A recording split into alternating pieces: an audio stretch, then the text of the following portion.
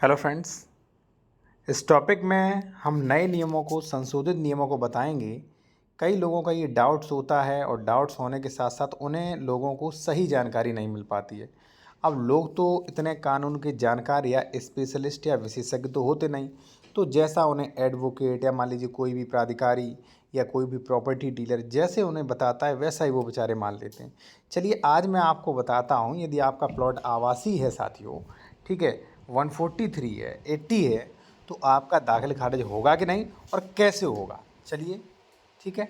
उससे पहले मैं कहूँगा साथियों, जो भी लोग जूनियर एडवोकेट हैं वो कानून की बेहतर जानकारी अगर रखना चाहते हैं, जैसे स्टे एप्लीकेशन लिखना सीखना चाहते हैं, आदेश स्थगन, दाखिल खारिज रुकवाने हेतु नियम, ठीक है, इन सब का आपको फॉर्मेट मिल जाएगा। कब्जा हटवाने के नियम, जमीन बंटवारा, सीमांकन संशोधन, कब्जाधारी घोषणात्मक बात, कैविएट, आरटीआई, एफआईआर हेतु नियम, ठीक है ना।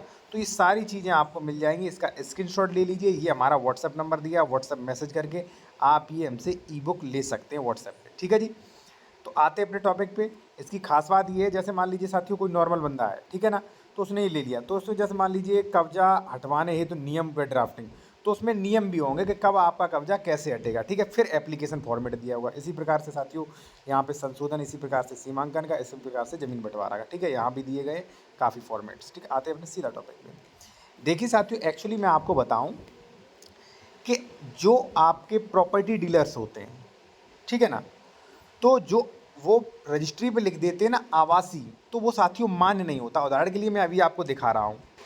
जैसे साथियों मेरे पास एक व्यक्ति का कॉल आता है कि सर आप मेरे डॉक्यूमेंट चेक कर दीजिए, प्रॉपर्टी सही है कि नहीं, मैंने खरीदी है, ठीक है। तो जब मैं चेक करता हूँ, मैं यहाँ पे देखता हूँ आवासी प्लॉट लिखा है, लेकिन कहीं भी अगर 143 है, 80 है, अदर सेक्शंस नहीं है साथियों, तो ये आवासी में कन्वर्जन नहीं माना जाएगा, ठीक है। इसके पीछे एक लॉजिक है, ठीक है, इसके पीछे कानून है, ठीक है ना। अगर इसी से आवासी हो जाएगा तो 143 80 से मतलब क्या है, फिर ये सेक्शन का मतलब क्या निकलेगा, ठीक है ना। तो साथियों ऐसे आवासी नहीं माना जाएगा, ठीक है। अब हाँ, आपका आवासी प्लॉट है, आपका 143 प्लॉट है, आपका 80 है, फिर भी उसका म्यूटेशन होगा। चलिए मैं आपको बताता हूँ। और अगर आप देखिए कोई भी विशेषज्ञ द्वारा कानूनी सलाह लेना चाहते हैं, कोई भी प्रॉपर्टी खरीद रहे हैं, आप डॉक्यूमेंट्स निष्पक्ष तरीके से चेक कराना चाहते हैं वो प्रॉपर्टी खरीदनी चाहिए कि नहीं, 143 हुआ, आपका 80 हुआ, डबल रजिस्ट्री, अंश अधिविक्रय या कोर्ट के सारे आदेश हुए, कोई केसेस पेंडिंग तो नहीं, तो वो आप चेक करवा सकते हैं, ठीक है। नंबर वीडियो के डिस्क्रिप्शन में मिल जाएगा। देखिए साथियों क्या कहता है कानून। देखिए साथियों, जो पहले 143 था अब वो हो गया है 80। अब अधिकारी ये नहीं कह सकते कि 143 अब नहीं है, हम नहीं करेंगे, क्योंकि 143 ही है, अभी भी है, उसका नाम चेंज कर दिया है 80 में। जब आप सेक्शन देखेंगे तो स्पष्ट लिखा है यूपीआरसी में, ठीक है ना।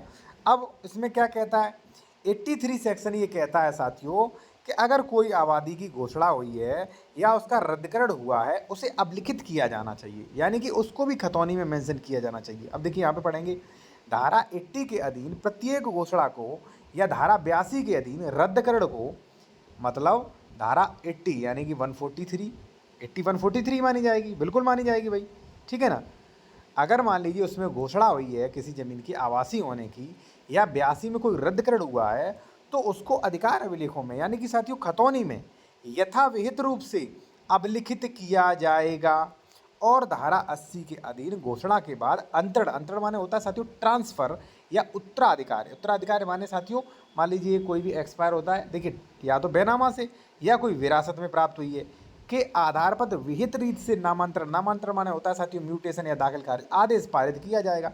देखिए कितना स्पष्ट लिखा है। आप चाहे तो इसका पीडीएफ ले सकते हैं हमसे, आप चाहें जो लेटेस्ट शासनादेश जो आया है अभी उसका भी पीडीएफ ले सकते हैं। कॉन्टैक्ट नंबर वीडियो के डिस्क्रिप्शन में मिल जाएगा, ठीक है। तो साथियों आप करवा सकते हैं। अब देखिए अगर आप म्यूटेशन नहीं करवा सकते, नहीं करवा रहे हैं, तो उसमें कहीं ना कहीं साथियों दिक्कत है। देखिए आपने मुझसे प्रॉपर्टी खरीदी, ठीक है, और म्यूटेशन है नहीं, तो प्रॉपर्टी मेरे नाम से हो रही ना, मैं कल से केसीसी ले लूँगा। अगर मैं बेईमान टाइप का व्यक्ति तो मैं रजिस्ट्री भी कर सकता हूँ किसी को, ठीक है। मान लीजिए भूमि अधिग्रहण हुआ तो उसमें मुआवजा के लिए भी विवाद डाल सकता हूँ। तो ऐसी कई चीज़ें हैं, तो मैं कहूँगा साथियों करवा लीजिए, ठीक है, क्योंकि मैं जब भी ज़मीन खरीदता हूँ म्यूटेशन मैंडेटरी करवाता हूँ, ठीक है। बाकी अगर मान लीजिए आपका कोई क्वेश्चन है, आप कोई डॉक्यूमेंट चेक करवाना चाह रहे हैं, इस संदर्भ में आप विशेषज्ञ द्वारा कानूनी राय लेना चाह रहे हैं, तो मैं कॉन्टैक्ट नंबर वीडियो के डिस्क्रिप्शन में मेंशन किया गया है हमारा।